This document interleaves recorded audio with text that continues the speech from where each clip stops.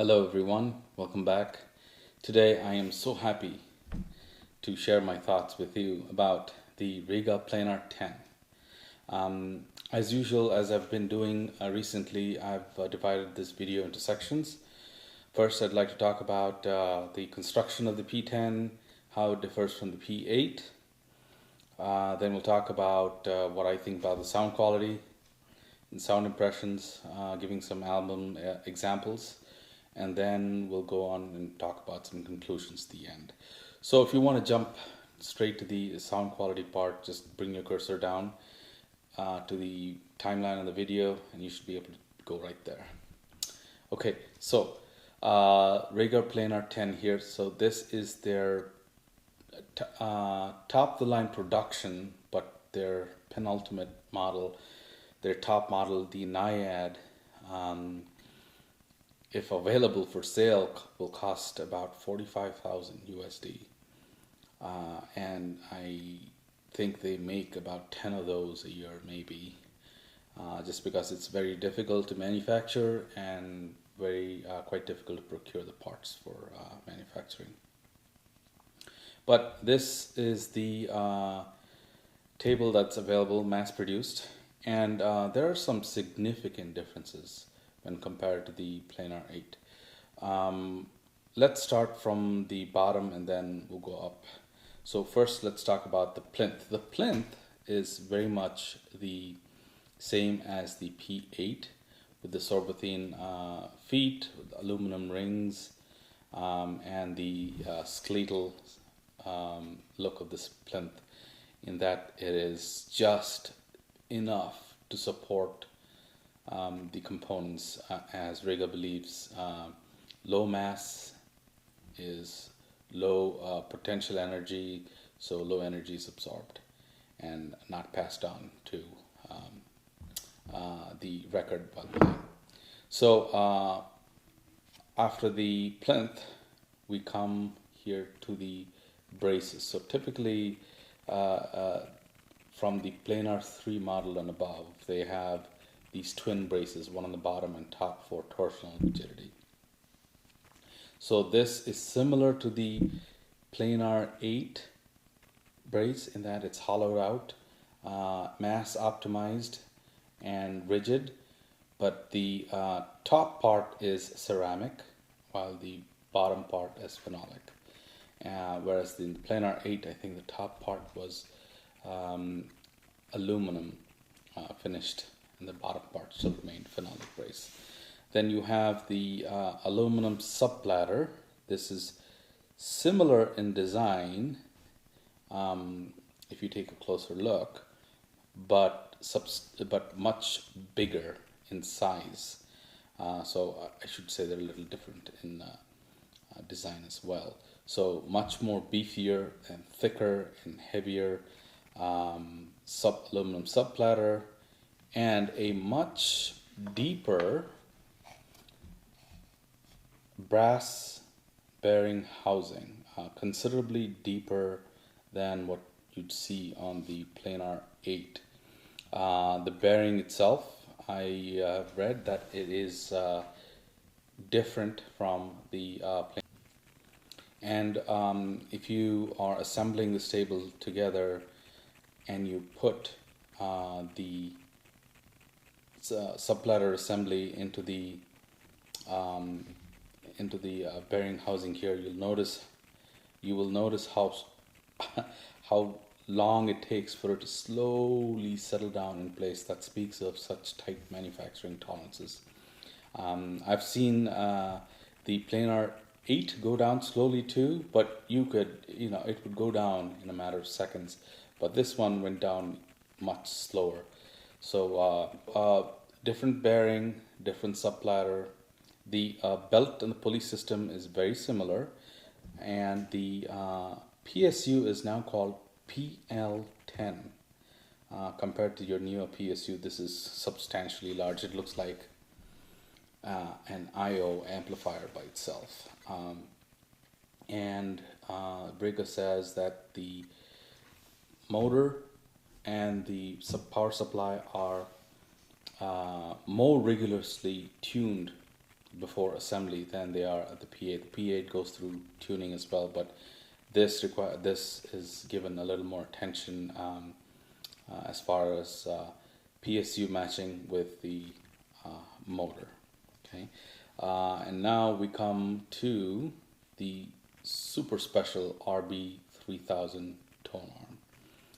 This guy is manufactured to tolerances of a micron, and that's pretty impressive. The tone arm anti-skate is a little different than it was in the P8, where you had a slot that you had to adjust. This is as you pull out, you reduce the anti-skate, and as you push in, you increase the anti-skate. You can make very precise adjustments.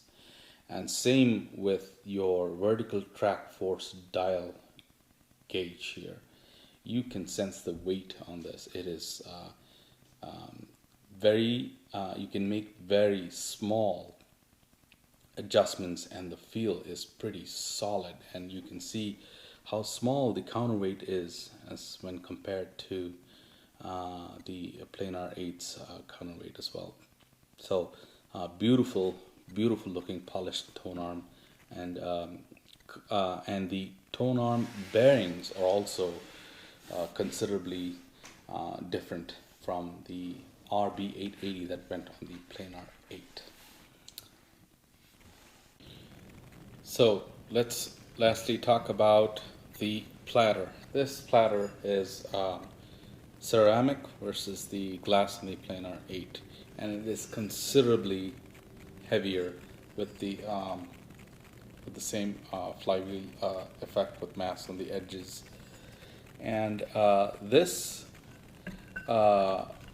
ceramic platter is said to be machined with a diamond to make it the flattest they have made any platter of glass before. So extreme precision in manufacturing. Let's go on and talk about some of the sound impressions I have about the Planar 10. So first album, I think you guys have seen this before. Coleman Hawkins, Oscar Peterson Trio. This is an Analog Productions pressing. First track here on is called Maria, and here's where while the Planar 8 was stunningly detailed and you thought you don't need any more, it is only until you hear it on a P10 is when you experience realism. The production is exciting, and there's a sense of realism, as though you are watching them in their studio or in their performance. There's this exchange you may have heard me talk about where the Hawk and Ben Webster exchange turns while playing their saxophones. This time, and in the Planar 8 as well, you could hear them catch their breath. But this is a little more intimate here.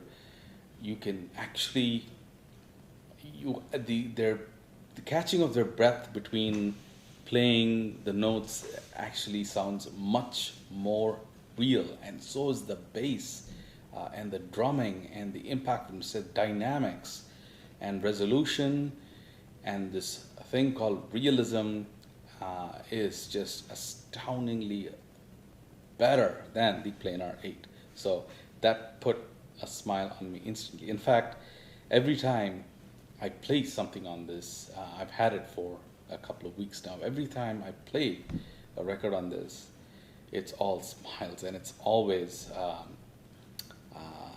an enjoyable experience. It always takes me by surprise how good things sound. Okay, next up, I want to talk about Soul Brothers, Milton Jackson, and Ray Charles.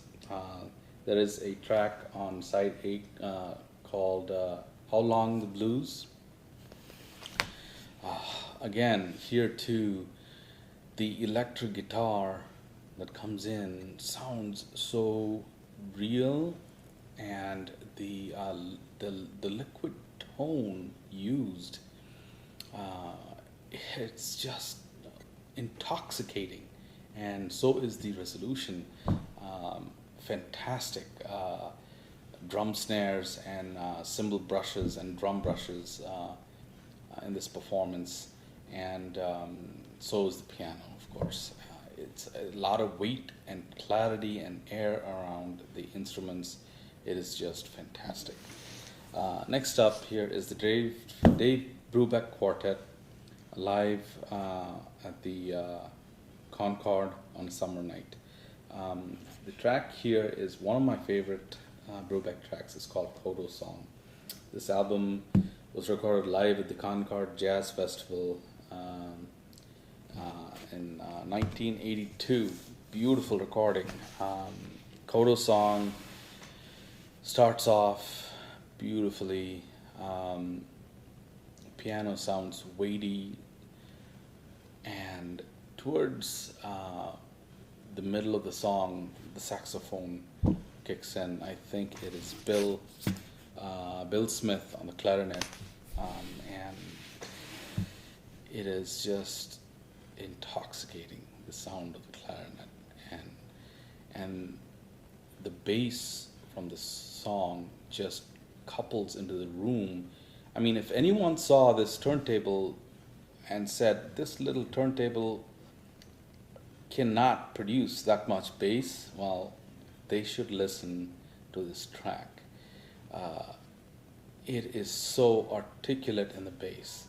And towards the end of the song, I think it's when it turns dark and you start hearing cicadas and crickets starting to chirp around, and in the silence until the song ends, and then the crowd erupts in applause. It's a beautiful recording. If you haven't heard that album, I strongly urge you to get a copy. It's fantastic.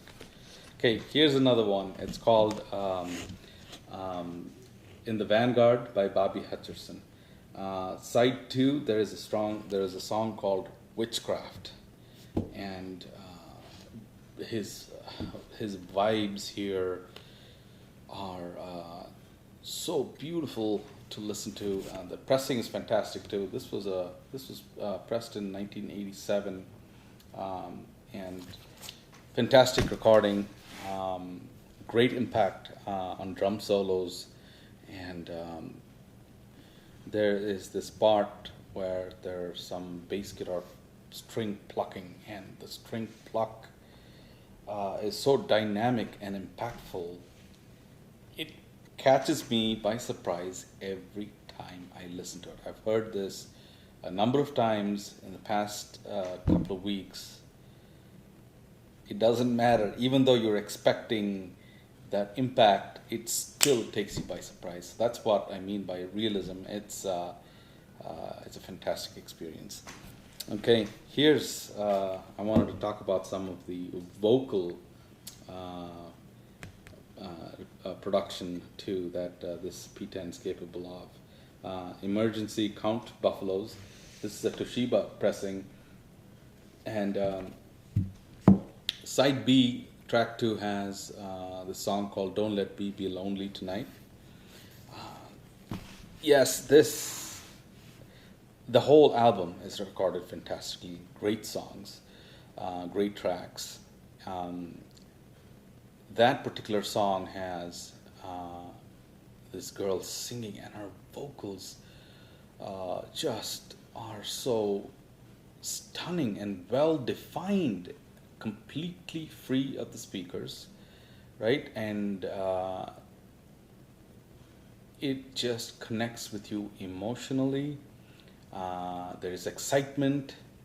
There is a little bit of despair at times, but there is excitement in her voice, and the voice sounds so real, and so is the rest of the ensemble.